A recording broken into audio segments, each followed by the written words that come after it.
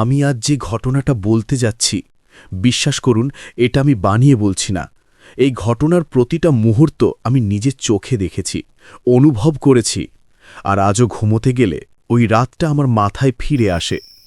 ঘটনাটা ঘটেছিল প্রায় ৭ বছর আগে। আমাদের গ্রামের নাম ডোবাখোলা, শহর থেকে প্রায় ৩০-৩৫ কিলোমিটার ভেতরে। গ্রামে মানুষ কম, আর রাত হলে পুরো গ্রামটা যেন অদ্ভুতভাবে চুপচাপ হয়ে যেত। তখন শীতকাল, শীতের রাতের সেই দমচাপা নীরবতা। আপনি জানেনই, হিমেল বাতাস, দূরে কোনো একটা শিয়ালের ডাকে কান ছমছম করে ওঠে। আমার বাড়ির পাশেই ভাঙা একটা পুরনো ঘর ছিল। সবাই ওটাকে হতভাগীর যাওয়া বাড়ি বলতো। কেনই নামে ডাকত সেটাই আজ বলবো। হতভাগীর আসল নাম ছিল মলি। বয়স বেশি না, ২০-২২ হবে। একদিন হঠাৎ করে মেয়েটা নিখোঁজ হয়। ৩ দিন পর তাকে পাওয়া যায় সেই ভাঙা ঘরের ভেতর, গলায় দড়ি বাঁধা অবস্থায়। কিন্তু গ্রামের লোকেরা বলে ও নিজের ইচ্ছায় মরেনি, কেউ ওকে ডেকে নিয়েছিল। মলির মৃত্যুর পর থেকে ওই ঘরটার দিকে কেউ যেত না, দিনের বেলাতেও। কিন্তু আমি এসব বিশ্বাস করতাম না। ঘটনাটা ওই বিশ্বাসের জন্যই ঘটেছিল। রাতটা ছিল বুধবার। আমাদের গ্রামে অনেকেই বলে বুধবার রাতে আত্মারা নাকি বেশি নড়ে চড়ে, কিন্তু আমি এসব কুসংস্কারের ধার ধারতাম না। সেদিন রাতে আমি আর আমার বন্ধু রুবেল গল্প করতে করতে বাইরে বসেছিলাম। শীতের কারণে চারপাশে কুয়াশা, আর বাতাসের শব্দটা খুব অদ্ভুত লাগছিল। হঠাৎ রুবেল আমাকে বলল, চল হতভাগীর ঘরের সামনে যাই তো, দেখি সত্যি কিছু হয় কিনা। আমি হেসে ফেললাম, আরে ভূত থাকলে তুই থাকবি না, এইসব পুরান ঘরটর ভয় দেখানোর জন্য ভালো, আর কিছু না। রুবেল ভয় পেত, কিন্তু আমার কথায় সাহস পেল। রাতে 10:30 বাজে আমরা দুজন টর্চ নিয়ে বের হলাম। পুরো গ্রাম নিস্তব্ধ। শীতের কুয়াশার মধ্যে দিয়ে হাঁটতে হাঁটতে মনে হচ্ছিল আমরা যেন কোনো অন্য জগতে ঢুকে যাচ্ছি। ধীরে ধীরে সামনে দেখা গেল ওই পুরনো ঘরটা। আলো ফেলা মাত্রই দেখি দেয়াল ভাঙা, দরজার পাতা নষ্ট হয়ে অর্ধেক ঝুলছে, আর ভেতর থেকে একটা স্যাঁতসেঁতে গন্ধ আসছে, যেমন পুরনো ঘর ভেঙে গেলে হয়। কিন্তু এর মাঝে যেন একটা পচা কিছু গন্ধ ছিল। রুবেল বলল, চল ফিরে যাই, কেমন যেন লাগতেছে। আমি বললাম, আগে ভেতরে আলো ফেলে দেখি। আমি টর্চ ঘরের ভেতর তাক করতেই বাতাসটা যেন হঠাৎ করেই জমে গেল। কুয়াশার মধ্যে একটা শীতল ঢেউ আমাকে ছুঁয়ে গেল, যেন কেউ একসাথে দুজনকে দেখে ঘৃণা নিয়ে তাকিয়ে আছে। ভেতরের মাটিটা শুকনো, কিন্তু একটা কোণ অদ্ভুতভাবে কালচে দেখা যাচ্ছিল, যেন সেখানেই অনেক দিন আগে রক্ত লেগেছিল। যদিও এটা কেবল আমার কল্পনাও হতে পারে। আমি একটু এগোতেই রুবেল আমার হাত চেপে ধরল। দেখছিস ওখানে, ওখানে দেখ। আমি তাকিয়ে দেখি দরজার উপর একটা লম্বা কালচে দাগ, যেন কেউ নখ দিয়ে কাঠ চিরে রেখেছে। কিন্তু সবচেয়ে ভয়ানক ছিল, দাগটা নতুনের মতো লাগছিল, যেন ঠিক কিছুক্ষণ আগেই কেউ করেছে। হঠাৎই টর্চ নিভে গেল। আমার টর্চটা খুব ভালো ছিল, কিন্তু আলোটা 3 বার ঝলসে হঠাৎ করে নিভে গেল। রুবেল ভয় পেয়ে বলল, এটা ভালো না, চল চল। আমি টর্চ নেড়ে চালু করার চেষ্টা করছিলাম। এদিকে বাতাস থেমে গেছে, পাতা নড়ছে না, চারপাশে এমন নীরবতা যেন মনে হচ্ছে আমাদের শ্বাস নেওয়ার শব্দটাও বেশি জোরে। হঠাৎ ভেতর থেকে খট খট খট, কেউ যেন মাটির উপর দিয়ে কাঠ বা লোহার কিছু টানছে, খুব ধীর, খুব ভারী শব্দ। আমাদের বুক কেঁপে উঠল। আমি টর্চ ফের চালু করলাম। আলো জ্বলে উঠল, আর আলো জ্বলার সাথে সাথে আমরা দুজন একসাথে জমে গেলাম। ভাঙা ঘরের ভেতরের একেবারে পেছনে একটা মহিলা দাঁড়িয়েছিল। দেহটা কেমন বাঁকা, মাথা নিচের দিকে ঝোলা, চুল ভিজে মাটিতে লেপ্টে আছে। তার পায়ের নিচে মাটির ওপর দিয়ে ঠিক আগের মতো সেই খট খট খট শব্দ হচ্ছিল, কারণ তার পায়ের কাছেই একটা লোহার দড়ির মতো কিছু টেনে নিয়ে যাচ্ছিল। আমাদের টর্চের আলো ঠিক তার মুখে পড়তেই সে মাথা ধীরে ধীরে আমাদের দিকে তুলল। আমি শপথ করে বলছি, তার চোখে চোখ ছিল না, দুটি বড় কালো গর্ত, আর গর্তের ভেতর যেন হালকা নড়াচড়া, কোনো কিছু এদিক ওদিক সরে যাওয়ার শব্দ। রুবেল চিৎকার করে পালাতে যাবে, এমন সময় মহিলাটা মাথা কাত করে খুব নিচু, ভাঙা গলায় বলল, কেন এলে? আমি ওই মুহূর্তে অনুভব করলাম এই প্রশ্নটা কেবল শব্দ নয়, যেন সরাসরি আমার বুকে এসে আঘাত করল। শ্বাস আটকে গেল, টর্চটা হাত থেকে পড়ে গেল। রুবেল দৌড়ে আমাকে টানল, আমিও দৌড়ালাম। কিন্তু একসময় মনে হলো কেউ ঠিক আমার পিছনে খুব কাছে দৌড়াচ্ছে, তার শ্বাস আমার কানে লাগছে, কিন্তু পিছনে তাকানোর সাহস আমার ছিল না। আমরা বাড়ি পৌঁছলাম, দরজা বন্ধ করে হাঁপাতে হাঁপাতে দাঁড়ালাম। রুবেল বলল, তুই দেখছিস ও ও কি ছিল, লোকের মতো লাগতো না। আমি তখনও কথা বলতে পারছিলাম না, হাত ঠান্ডা হয়ে গেছে। মা দরজা খুলে দেখল, কোথায় ছিলি, এত রাতে বাইরে? আমি শুধু বললাম, কিছু না মা, একটু বাতাস নিতে গেছিলাম। কিন্তু রাতটা কাটিনি, ঘুম এলো না।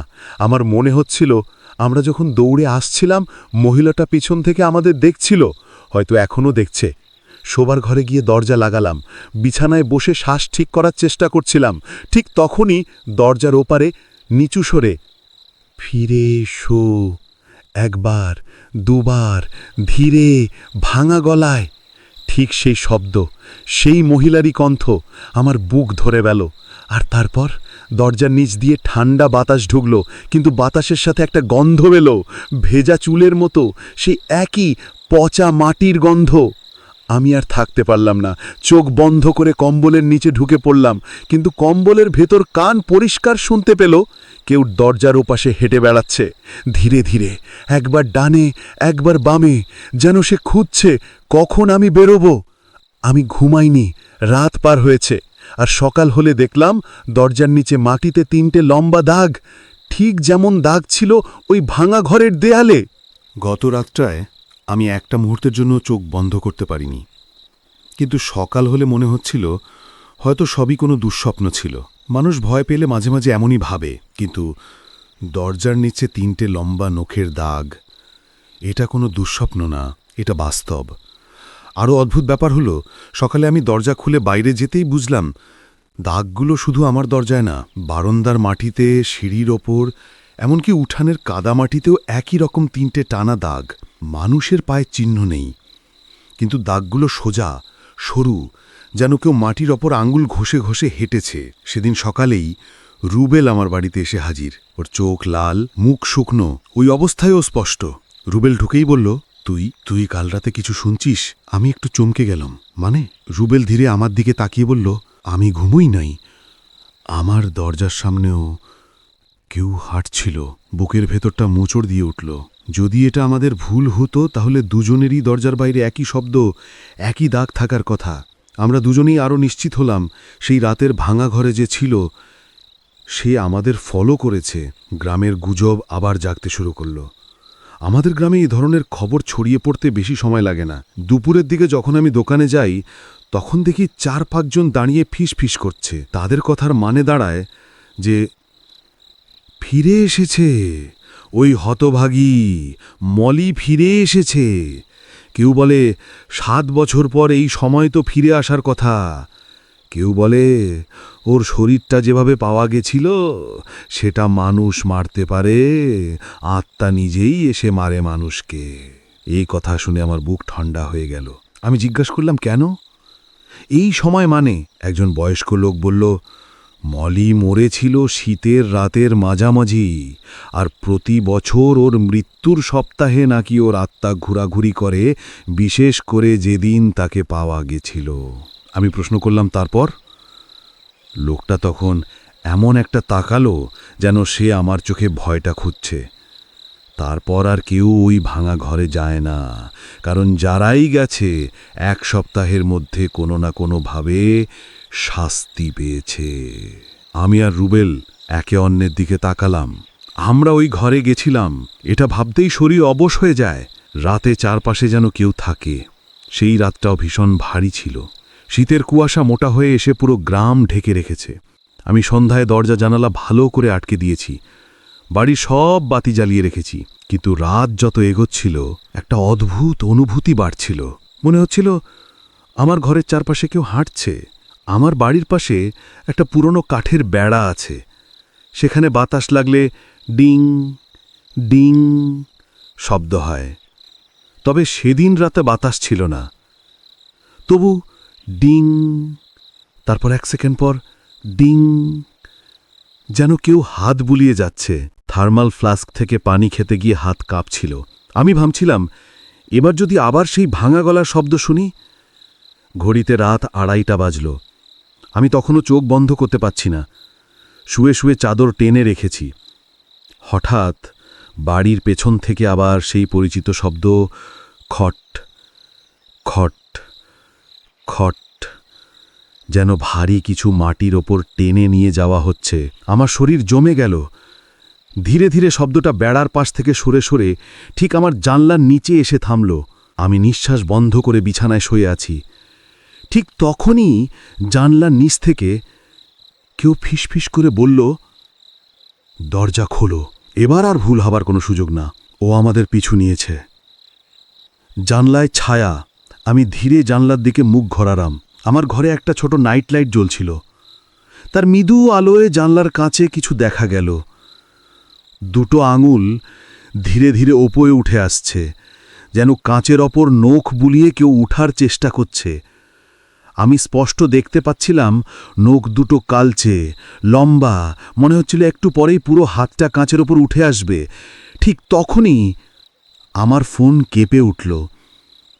রুবেল কল দিচ্ছে। আমি কাঁপা হাতে রিসিভ করলাম। ওর গলা কাঁপছে, কেমন যেন ভাঙা ভাঙা। বলছে, তুই তুই জেগে আছিস? হ্যাঁ, ওরা ওরা জানলার নিচে। আমি দরজার বাইরে শব্দ শুনতেছি। কেউ দরজার হাতল ঘোরাচ্ছে। আমাদের দুজনেরই প্রায় একই অবস্থা। কিন্তু কথা বলার মাঝেই রুবেলের হঠাৎ একটা চিৎকার, আরে হাত বাড়াইছে, দরজার ফাঁক দিয়ে নখ দেখা যায়। ওর চিৎকার শোনার পর আমার শরীর ঠান্ডা হয়ে গেল। তখনই আমার জানলার কাছে একটা হালকা টোকা, টক টক টক। আমি আর থাকতে পারলাম না। মাথার ওপর চাদর ফেলে মুঠো করে কান ঢেকে শুয়ে রইলাম। জানলার শব্দ, দরজার কাঠ খসখস, দূরের ডিং ডিং সব একসাথে মিশে মিশে একটা শোরগোল তৈরি করল। যতক্ষণ না সকাল হলো আমি নড়িনি। সকালে যা দেখলাম সেটা আরও ভয়ঙ্কর। সূর্য ওঠার পর সাহস করে আমি বাইরে বেরোলাম। যা দেখলাম তা দেখে মনে হলো আমার নিঃশ্বাস বন্ধ হয়ে যাবে। জানলার বাইরে মাটিতে অনেকগুলো কালো আঙুলের দাগ, যেন কেউ 2 হাত মাটিতে রেখে কুচকে কুচকে বসেছিল। দাগগুলো সোজা আমার দরজা পর্যন্ত গেছে এবং সবচেয়ে ভয়ঙ্কর, আমার দরজার ঠিক ওপরে কাঁচা রক্তে লেখা, ফিরে এসো। আমার হাঁটু নরম হয়ে গেল। রক্ত এখনো টাটকা, আঠালো। হঠাৎ মাথায় ঘুরে উঠল সেই ভাঙা ঘরের অন্ধকার, সেই কালো চোখ, সেই ভেজা চুল, আর সেই ধ্বংস হয়ে যাওয়া গলা। কি আমরা ফিরে যাব? আরও ভয়ঙ্কর প্রশ্ন, সে কি এখনো আমাদের খুঁজছে? সকালে রোদ উঠলেও আমার শরীরটা ঠান্ডা হয়েছিল। দরজার উপরে লাল রক্তে লেখা, ফিরে এসো। এটা দেখার পর থেকে মনে হচ্ছিল কেউ আমাকে পেছন থেকে নজর রাখছে। সেদিন দুপুরেই রুবেল ছুটে এলো আমার বাড়িতে। তার মুখ আরও শুকনো, চোখ কোটরগত। ওর বারান্দায়ও নাকি রক্তে লেখা একই লাইন পাওয়া গেছে। রুবেল দরজায় দাঁড়িয়েই বলল, আমি আর পারতিছি না। আমরা ওই ঘরে গেছিলাম বলে ও আমাদের ডাকতেছে। আমি কিছু বললাম না, কারণ আমি জানতাম ও ঠিকই বলছে। এটা এখন কেবল ভয় নয়, এটা একটা ডাক। আমাদের দুজনকে কেউ বা কিছু পিছন থেকে টানছে। আমরা সিদ্ধান্ত নিলাম সত্যি জানতেই হবে। সকালে রক্ত দেখে ভয় পেয়েছিলাম ঠিকই, কিন্তু ভয় কেবল পালানোর জন্য না। ভয় সত্যিটাকে সামনে আনারও একটা শক্তি। আমি রুবেলকে বললাম, মলির মৃত্যুর কথা তো সবাই বলে, কিন্তু আসলে কি হয়েছিল কেউ জানে? রুবেল মাথা মেরে বলল, গ্রামে নাকি একজন ছাড়া কেউ জানে না, মলির মামা জালাল চাচা। জালাল চাচাকে আমরা ছোটবেলা থেকেই চুপচাপ, তেমন কথা না বলা লোক হিসেবে চিনি। অনেকে বলে মলির মৃত্যুর রাতে সে নাকি ভাঙা ঘরের কাছে ছিল। আমরা দুজনে মিলে ওর বাড়ির দিকে রওনা হলাম। শীতের দুপুর হলেও বাতাসে একটা মলিন ঠান্ডা ভাব ছিল। মনে হচ্ছিল কোথাও কিছু একটা ভুল আছে, ধরতে না পারা একটা অস্থিরতা। জালাল চাচা উঠানে বসে বিড়ি খাচ্ছিল। আমাদের দেখে চোখ কুঁচকে বলল, কি চাও? আমি গলা শুকিয়ে গেলেও বললাম, চাচা, হতভাগী মানে মলির ব্যাপারে কিছু জানতে চাই। চাচার চোখে মুহূর্তের জন্য একটা তীব্র ভয় ঝলসে উঠল। সে ধীরে বিড়ি নিভে বলল, ও সব কথা আর তুলিস না। কিন্তু আমরা দুজনেই না ছোড়বান্দা। শেষমেশ চাচা হাল ছেড়ে দিয়ে বলল, তোমরা যা দেখছ, যা শুনছ, সবই সত্যি। আর সত্যিটা তোমরা জানতে চাও, তাই না? আমরা মাথা নেড়ে হ্যাঁ বললাম। জালাল চাচা গভীর শ্বাস নিয়ে বলা শুরু করল মলির আসল গল্প। মলি ছিল গ্রামের সবার প্রিয় মেয়ে, হাসি খুশি, চঞ্চল। কিন্তু তার একটা অভ্যাস ছিল, রাতে নদীর ধারে বসে থাকতে পছন্দ করত। শীতের রাতের কুয়াশায় নদীর জলে বহুবার মানুষ অদ্ভুত কিছু দেখেছে, কিন্তু মলি এসব পাত্তা দিত না। একদিন সন্ধ্যের পরে মলিকে কেউ দেখেছিল নদীর পাশে দাঁড়ানো একটা অচেনা মেয়ের সাথে কথা বলতে। মেয়েটা ছিল পুরো কালো চাদরে ঢাকা, কেউ তার মুখ দেখেনি। সে রাতে মলি বাড়ি ফেরেনি। পরদিন তাকে পাওয়া গেল ওই ভাঙা ঘরে, গলায় দড়ি। সবাই বলেছিল এটা আত্মহত্যা, কিন্তু আমি জানি এটা আত্মহত্যা না, কারণ মলির শরীরের কাছে কাদার উপর লেখা ছিল ফিরে এসো, এবং সেই লেখাটা ছিল মানুষের হাতের নয়, দুটো লম্বা নখের চিহ্নে লেখা। আমরা দুজন স্তব্ধ হয়ে গেলাম, রক্ত হিম হয়ে আসছে। জালাল চাচা হঠাৎ খুব নিচু গলায় বলল, সেদিন ভাঙা ঘরের বাইরে দাঁড়িয়ে আমি একটা আওয়াজ শুনেছিলাম, একটা মেয়ের কণ্ঠ, আমি চলে যাচ্ছি না, আমাকে নিয়ে যাও। আমি ভয় পেয়ে গেছিলাম। সেই দিন থেকে আমি আর ওই ঘরের কাছে যাইনি। আমি জিজ্ঞেস করলাম, কিন্তু এখন কেন আমাদের ডাকছে? জালাল চাচা হঠাৎ আমাদের দিকে তাকালো, চোখে এমন এক ভয় যেন সে কিছু লুকোচ্ছে। সে বলল, তোমরা কি ওর নামের সামনে হতভাগী শব্দটা ব্যবহার করছো? আমি আর রুবেল একসাথে বললাম, হ্যাঁ, ছোটবেলা থেকে শুনে আসছি তো। চাচা ধীরে বলল, এই নামটাই ওর অভিশাপ। মৃত মানুষকে এভাবে ডাকা সবচেয়ে বড় পাপ। ওর আত্মা শান্তি পায় না। তোমরা ওই রাতে ভাঙা ঘরে গেছ, ও এখন মনে করছে তোমরাই তাকে ডাকছ। আমাদের বুকটা আরও ভারী হয়ে গেল। চাচার কথা শেষ হওয়ার আগেই আচমকা বাতাস থেমে গেল। চারপাশে শীতের হালকা কুয়াশা ছিল, কিন্তু হঠাৎই সবকিছু নিস্তব্ধ হয়ে গেল। জালাল চাচা উঠে দাঁড়িয়ে বলল, ও এসেছে। আমরা বুঝতেই পারলাম না কি বলতে চাচ্ছে। তখনই জোরে একটা থাপ্পড়ের মতো শব্দ, পুরো বাড়ি কেঁপে উঠল। মনে হলো কেউ উঠানের মাঝখানে অত্যন্ত জোরে কিছু ফেলল। আমরা তিনজনই দৌড়ে বের হলাম। উঠানের মাঝখানে পড়ে আছে একটা মলিন, পুরনো, ময়লা কাপড়। প্রথমে মনে হচ্ছিল এটা কোনো ফাটা শাল, কিন্তু কাছে যেতেই বুঝলাম এটা মলির লাশের গায়ে ছিল সেই চাদর। কাপড়টার উপর 3টে লম্বা নখের দাগ, এবং দাগের নিচে কাদার ওপর লেখা, তোমরা ডেকেছ। ঠিক তখন একটা ঠান্ডা বাতাস মেরুদণ্ড বেয়ে উঠল। আমরা ঘাড় ফিরে দেখি, উঠানের ঠিক ডান পাশে বাঁশঝাড়ের কাছে কুয়াশার মধ্যে দাঁড়িয়ে আছে একটা ছায়া, একদম স্থির, চুল মুখ ঢেকে রেখেছে, যেন ঠিক আমাদের দিকে তাকিয়ে আছে। আমাদের পায়ের নিচে মাটি জমে গেল। জালাল চাচা তোতলাতে তোতলাতে বলল, আজ রাতটা কেউ বাড়ি থেকে বের হবি না, আজ রাতেই ও তার সত্যি রূপ দেখাবে। আমাদের গলা শুকিয়ে গেল, কারণ সেই ছায়াটা ধীরে ধীরে এক পা করে আমাদের দিকে এগোতে শুরু করেছে। আর তার হাঁটার শব্দ সেই একই, খট খট খট। উঠানের ধারে কুয়াশার মধ্যে দাঁড়ানো ছায়াটা প্রথমে অস্পষ্ট লাগছিল, কিন্তু যখন ও এক পা, তারপর আর এক পা বাড়াতে লাগল, তখন বুঝলাম এটা কোনো ছায়া না, এটা কোনো মানুষও না, এটা মলি, অথবা মলির সেই রূপ যে রূপে তাকে দেখা গিয়েছিল। চুল ভেজা, হাঁটুর নিচে লটকে আছে, চোখের জায়গায় কালো গভীর গর্ত, যেন কুয়াশার ভেতর আলাদা করে অন্ধকার কাঁপছে। মুখটা একটু বাঁকা, হাঁটার সময় ঠোঁট দুটো কেঁপে কেঁপে উঠে একটা ভারী শব্দ বেরোচ্ছিল, ফিরে এসো। আমরা তিনজন পাথরের মতো দাঁড়িয়ে। জালাল চাচার ঠোঁট শুকিয়ে গেছে, রুবেল কাঁপছে, আমি শ্বাস নিতে ভুলে যাচ্ছি। কিছুক্ষণের মধ্যে মলির ছায়াটা বাঁশঝাড়ের গা ঘেঁষে এসে ঠিক আমাদের ৫-৬ হাত দূরে থেমে গেল। জালাল চাচা ভাঙা গলায় বলতে চেষ্টা করল, শোন মলি, আমরা তোকে ডাকিনি, আমাদের ভুল ছিল, ক্ষমা। চাচা আর বাক্যটা শেষ করতে পারল না।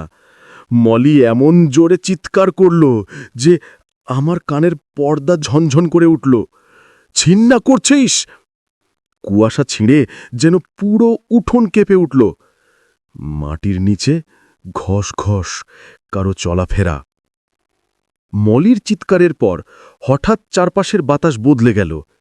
কোনো শব্দ নেই, কোনো পাখি নেই, কেবল নিস্তব্ধতা। ঠিক তখনই শুনিলাম আমাদের পায়ের নিচে মাটিতে কিছু নড়ছে, যেন কেউ নিচ থেকে হাত বুলিয়ে যাচ্ছে। ঘস ঘস ঘস। রুবেল চিৎকার দিয়ে উঠল, চাচা চাচা, মাটি নড়তেছে। জালাল চাচা কাঁপা গলায় বলল, ওকে না ডেকে ওকে দেখতে যাওয়া সবচেয়ে বড় অভিশাপ। তোমরা সেই অভিশাপ ডেকে এনেছ। মলির গলা থেকে তখন অদ্ভুত শব্দ বের হচ্ছিল, একদম মানুষের না, একটা ভাঙা কাটা শ্বাসের মতো। ফিরে এসো ঘরে। হঠাৎ মলি হাত তুলল, তার আঙুলগুলো বাঁকা, লম্বা, যেন কাঠের ডালের মতো শুকনো, আর হাত তোলার সাথে সাথে মাটির নিচের ঘস ঘস শব্দ ধীরে ধীরে জোর হতে লাগল। আমরা তিনজনেই পিছিয়ে গেলাম। মলির দৌড়! হঠাৎ মলি যেখানে দাঁড়িয়েছিল সেখান থেকেই এমন গতিতে দৌড় শুরু করল যা মানুষের পক্ষে সম্ভব না। তার পা যেন মাটি ছোঁয়া ছাড়া ছুটছিল। ১ সেকেন্ড, মাত্র ১ সেকেন্ডেই সে আমাদের সামনে এসে দাঁড়ালো। আমার মনে হচ্ছিল ওর শরীরের চারপাশে ঠান্ডা বাতাসের ঝড় ঘুরছে। চুলের ভেজা গন্ধটা নাকে এসে লাগতেই বমি চলে আসছিল। মলি আমার মুখের একদম কাছে মুখ আনল, মাঝের ৬-৭ ইঞ্চি দূরত্বে। তার শ্বাসে ছিল পচা মাটি আর ভেজা কাপড়ের গন্ধ। ওদিকে রুবেল তোতলাতে তোতলাতে বলল, ভাই ভাই, পালাই পালাই, চল। জালাল চাচা আমাদের পিছন থেকে টেনে নিয়ে গেল তার ঘরের দিকে, কিন্তু ঠিক সেই মুহূর্তে মলি চিৎকার করে উঠল, কারণ না জেনে কোথাও যাচ্ছিস না। চিৎকারের শব্দে আমরা তিনজনের মাথা ঘুরে উঠল। জালাল চাচার ঘরের দরজা পর্যন্ত আমরা পৌঁছালাম ঠিকই, কিন্তু দরজা ভেতর থেকে আটানোর আগেই মলি দরজার ওপর আঘাত করল কড়াং করে। পুরো দরজা কেঁপে উঠল। দরজার ওপাশের ভয়ে জালাল চাচা ফিসফিস করে বলল, চুপ করে থাক, একদম শব্দ করো না। আমার মনে হচ্ছিল মলি ঠিক দরজার অপর পাশে দাঁড়িয়ে, তার লম্বা নোক দিয়ে দরজায় টোকা দিচ্ছে। টক টক টক। প্রতিটা টোকার পর মনে হচ্ছিল দরজার কাঠ একটু একটু করে ভেঙে যাচ্ছে। তারপর সেই ভয়ঙ্কর গলা, তোমরা দেখেছ, এখন তোমাদের যেতে হবে। রুবেল কাঁদতে কাঁদতে বলল, কোথায় যাই, কোথায়? মলির গলা যেন ঠিক কান ঘেঁষে বলল, যেখান থেকে আমি এলাম। জালাল চাচা তখন নিচু গলায় বলল, ওর মৃত্যুর সত্যিটা তোমাদের জানা দরকার, নইলে ও ছাড়বে না। আমরা দুজন একসাথে তাকালাম চাচার দিকে। চাচা ধীরে বলল, মলি মরেনি, ওকে মারা হয়েছিল। আমরা স্তব্ধ। চাচা বলল, আর যে মেরেছিল সেই ব্যক্তি এখনো বেঁচে আছে, এই গ্রামেই। আমার মাথায় যেন আঘাত লাগল। কেউ একজন মলিকে মেরে ভাঙা ঘরে ঝুলিয়েছিল, আর সেই হত্যাকারী এখনো গ্রামের ভেতর আছে। আর আমরা একদম অজান্তে ওর নাম ডেকে ওই জায়গায় গেছি। চাচা বলল, মলি কাউকে খুঁজছে, যে তাকে মেরেছে। হয়তো তোমরা ওই ঘরে গেছো, তাই ও ভেবেছে তোমরা জানো সত্যিটা কোথায়। আমরা তিনজনে দরজার শব্দ শুনছি। ভেতর থেকে ঠান্ডা হাওয়া বইছে। দরজার নিচে আবার সেই পচা কাদা গন্ধ ঢুকছে। তারপর শুনলাম সত্যিটা তোমাদেরই খুঁজতে হবে। মলির গলাটা এবার নরম, কিন্তু ভয়ঙ্করভাবে নরম। ভাঙা ঘরের পেছনে, মাটির নিচে। তারপর পায়ের শব্দ, ধীরে ধীরে দূরে সরে যাচ্ছে। আমরা কেউ নড়লাম না। অন্তত 5 মিনিট পর জালাল চাচা দরজা খুলল। কেউ ছিল না। কুয়াশার ভেতর উঠোন একেবারে ফাঁকা, কিন্তু দরজার ঠিক সামনে মাটিতে লেখা, তাজা মাটিতে জোরে নখ টেনে, শেষ রাত, অন্তিম দেখা। গ্রামের পুরনো সেই বাঁশঝাড়ের পাশ থেকে আমি যখন দৌড়ে বেরিয়ে এলাম, মনে হচ্ছিল বুকের ভেতর থেকে হৃৎপিণ্ডটা যেন হাত বের করে লাফিয়ে পড়বে। কিন্তু ভয়টা তখনও শেষ হয়নি, বরং সবকিছুর আসল রূপটা তখনই শুরু হলো। রাত তখন প্রায় 2টোর কাছাকাছি। চারদিকের বাতাস থমথমে, যেন ভয়ও ভয় পেয়েছে। দূরে একটা কুকুর হাউ করে ডাকল আর হঠাৎ থেমে গেল। আমার মনে হলো এই গ্রামের প্রাণীগুলোও যেন জানে আজ রাতে কিছু একটা অন্যরকম ঘটতে যাচ্ছে। আমি হাঁপাতে হাঁপাতে বাড়ির দিকে ফিরছিলাম, হাতে পুরনো লালচে হয়ে যাওয়া খাতা, যেটা আমি পেয়েছিলাম অদ্ভুত সেই মাটির নিচের কবর ঘরের মতো ঘরটার ভেতর থেকে। খাতাটা ঠিক করতে করতে বুঝলাম খাতার চারপাশে যেন হালকা ঠান্ডা ধোঁয়ার মতো কিছু ঘুরছে, যেন কেউ পাশে দাঁড়িয়ে আছে, কিন্তু চোখে দেখা যাচ্ছে না। বাড়ি পৌঁছে দরজা ঠেলে ঢুকতেই মায়ের গলার স্বর শুনতে পেলাম। কোথায় ছিলি তো সিহাব? সারা রাত ধরে তোর কোনো খোঁজ নেই। কিন্তু মায়ের চোখে শুধু রাগ না, উদ্বেগের সাথে একটা অজানা দুশ্চিন্তার ছায়াও ছিল। আমি কিছু না বলে ভেতরে ঢুকে আলো জ্বালালাম। বিছানায় বসে ধীরে ধীরে খাতাটা খুললাম। খাতার প্রথম পাতায় কাঁপা কাঁপা হাতের লেখা, এটা যদি কেউ পড়ে, জেনে নিও আমি মরে গেছি দোষে নয়, অভিশাপে। আমার পুরো শরীর ঠান্ডা হয়ে গেল। পরের পাতাগুলোতে গ্রামের হতভাগী মেয়েটার গল্প, যে নাকি বহু বছর আগে অপমানিত হয়ে গ্রামের পুকুর ঘাটে আত্মহত্যা করেছিল। কিন্তু অপমান শুধু মানুষকে মারে, তার অভিশাপ মারে ধীরে ধীরে, নীরবে। আর খাতার শেষ দিকের পাতায় লেখা, যে কেউ এই খাতা হাতে নেবে সে দেখবে আমাকে, কারণ আমি তার সঙ্গে আমার গল্প শেষ না করা পর্যন্ত তাকে ছাড়ব না। পড়েই বুকের ভেতরটা জমে গেল। ঠিক তখনই দরজায় টক টক শব্দ। মা ভাবলাম, কিন্তু না, মা তো রান্নাঘরে। দরজার বাইরে ঠান্ডা হাওয়া দুকে এলো, খুব ধীরে দরজা কেঁপে উঠল।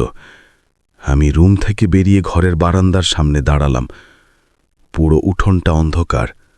হঠাৎ বাঁশঝাড়ের দিক থেকে একটুখানি সাদা ছায়া আমার দিকে তাকিয়ে, চুল ভেজা, দুচোখ নীলচে, মুখে কোনো অভিব্যক্তি নেই।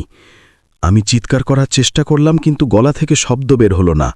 ছায়াটা ধীরে ধীরে এগিয়ে এলো, তারপর একদম আমার সামনে এসে থামল। চোখের সামনে ফকফকে সাদা মুখ, ঠোঁট হালকা কাঁপছে, একটা চাপা ফিসফিসানি। আমার গল্পটা পুরো শোনোনি। আমি পেছনে হোঁচট খেলাম।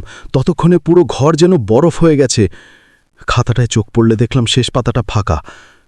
কিছু একটা লিখতে হবে, এটা আমি বুঝতে পারছিলাম, কিন্তু কি? ঠিক তখনই মেয়েটার মুখটা বদলে গেল। চোখের আগুনের মতো জ্বালা, আর তো চিৎকারে উঠে এলো, ওরা আমাকে মেরেছিল, কিন্তু কেন? কে করবে বিচার? তুমি! সে ঝাঁপিয়ে পড়ল আমার দিকে। আমি খাতা আঁকড়ে ধরেই রান্নাঘরের দিকে দৌড়ালাম। মা চমকে উঠে জিজ্ঞাসা করল, কি হয়েছে? আমি কিছু বলার আগেই পুরো ঘর কেঁপে উঠল। জানালা দরজা হঠাৎ জোরে ধাক্কা খেয়ে খুলে গেল। থালাবাসন মাটিতে পড়ে ভাঙল। চারদিকের বাতাস হুইস হুইস করে উঠল। মেয়েটার ছায়া হাওয়ার মতো ঘরের ভেতর ঢুকে ঘুরে ঘুরে আমাদের চারপাশে অদৃশ্য হাতের স্পর্শ ছড়িয়ে দিতে লাগল। মা ঘরের কোণে আঁকড়ে ধরল আমাকে, কিন্তু মেয়েটার চোখ শুধু আমার উপরেই আটকে। হঠাৎ খাতাটা নিজে থেকেই খুলে গেল। শেষ পাতায় ধোঁয়ার মতো অক্ষর গঠিত হতে লাগল, আমার গল্পটা শেষ করো, না হলে তুমিও। আমি বুঝলাম এটা শুধু কোনো ভূতের অভিশাপ নয়, এটা একটা অসমাপ্ত সত্য। আমি সাহস জোগাড় করে খাতাটা হাতে নিলাম, কলম খুঁজে বের করে পাতাটা সামনে বসে লিখতে শুরু করলাম। তার মৃত্যু ছিল না দুর্ঘটনা, না আত্মহত্যা। লিখতে লিখতে অদ্ভুতভাবে বুঝতে পারছিলাম যে শব্দগুলো আমার মাথা থেকে নয়, সরাসরি কেউ আমাকে শিখিয়ে দিচ্ছে, যেন মেয়েটার গল্প আমার হাত দিয়ে লিখছে সে নিজেই। হঠাৎ মেয়েটার ছায়া থেমে গেল, শুনতে পেলাম খুব মৃদু নিঃশ্বাস। হ্যাঁ, এটাই সত্য। আর ঠিক তখনই পুরো ঘরের আলো নিভে গেল। কয়েক সেকেন্ড ঘোর অন্ধকার, তারপর একটা দীর্ঘ চিৎকার। মনে হলো দূরে কোথাও গভীর জঙ্গলের ভেতর থেকে কেউ আর্তনাদ করে উঠল। আলো ফিরে আসতেই দেখলাম মেয়েটার সেই ছায়াটা আর নেই, কিন্তু খাতার শেষ পাতায় লেখা, এবার আমি মুক্ত। আমি আর মা দুজনেই স্তব্ধ। চারদিকে জিনিসপত্র ছড়ানো, বাতাস ভারী, তবু একটা শান্তি যেন ছড়িয়ে আছে। সেদিন রাতের পর থেকে গ্রামের বাঁশঝাড়ে আর কোনো অদ্ভুত ছায়া দেখা যায়নি। কেউ আর অকারণে ভয় পায় না। পুকুর ঘাটের পাশ থেকেও হারিয়ে গেছে সেই কাঁদার শব্দ। কিন্তু খাতাটা আজও বুকশেলফে আছে। কখনো খুলে দেখি না, কিন্তু মাঝে মাঝে মাঝরাতে খাতার পাতাগুলো খুব আস্তে ফুট ফুট শব্দ করে নড়ে ওঠে, যেন কেউ আবার কোনো গল্প শেষ করতে চাইছে, অথবা নতুন কারো গল্প শুরু করছে।